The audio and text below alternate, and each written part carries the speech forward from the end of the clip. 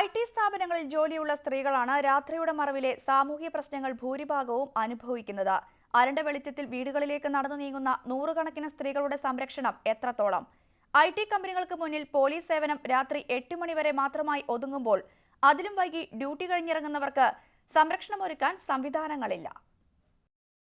സംസ്ഥാനത്തെ ഏറ്റവും വലിയ ഐ.ടി. ഹബ്ബാണ് കഴക്കൂട്ടം.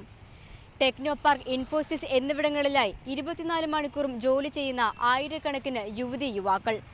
മറ്റ് സംസ്ഥാനങ്ങളിൽ നിന്ന് ഉൾപ്പെടെ ഇതിൽ ഭൂരിഭാഗവും സ്ത്രീകൾ.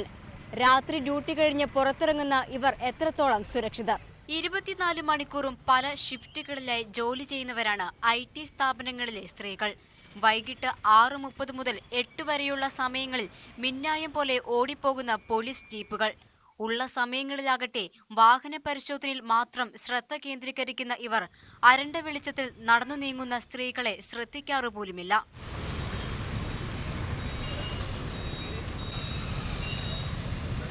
പോലീസിൻ്റെ സുരക്ഷ ഞങ്ങൾക്ക് ഒരു 7:30-8 മണി വരെക്കേ കിട്ടുന്നുള്ളൂ. നൈറ്റ് ഷിഫ്റ്റ് എന്ന് പറയുമ്പോൾ 10 മണി കഴിഞ്ഞ് ഇറങ്ങുന്നവരുണ്ട്. അപ്പോൾ അവരിറങ്ങുമ്പോൾ ബുദ്ധിമുട്ട്, അതായത് അപ്പോൾ ബസ്സും കിട്ടാറില്ല, പിന്നെ ക്യാബ് ഇല്ലാത്ത കുറേ കമ്പനീസുണ്ട്. അപ്പോൾ അവർക്കാണെങ്കിൽ അവരിങ്ങോട്ട് വന്നിട്ട് വേണം ഈ ഓട്ടോ എടുക്കാൻ വേണ്ടിയിട്ട്. രാത്രി ജോലി കഴിഞ്ഞ് വീട്ടിലേക്ക് മടങ്ങും വഴി ഇവർക്കുണ്ടായ ചില അനുഭവങ്ങൾ. ഈ പോലീസിൻ്റെതും അവരുടെ സഹായം ഇല്ലാത്തത് കൊണ്ട് പുറത്തിറങ്ങുമ്പോൾ ഈ വേണ്ടാത്ത കമൻറ്റ് പാസിങ്ങും പിന്നെ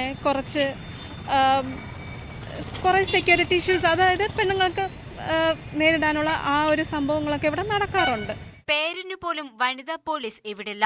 ഇതിനിടെ ഒരു പിങ്ക് പോലീസ് സംഘം ഒന്നും ശ്രദ്ധിക്കാതെ ആളുകൾക്കിടയിലൂടെ കാറിൽ ചീറിപ്പാഞ്ഞു.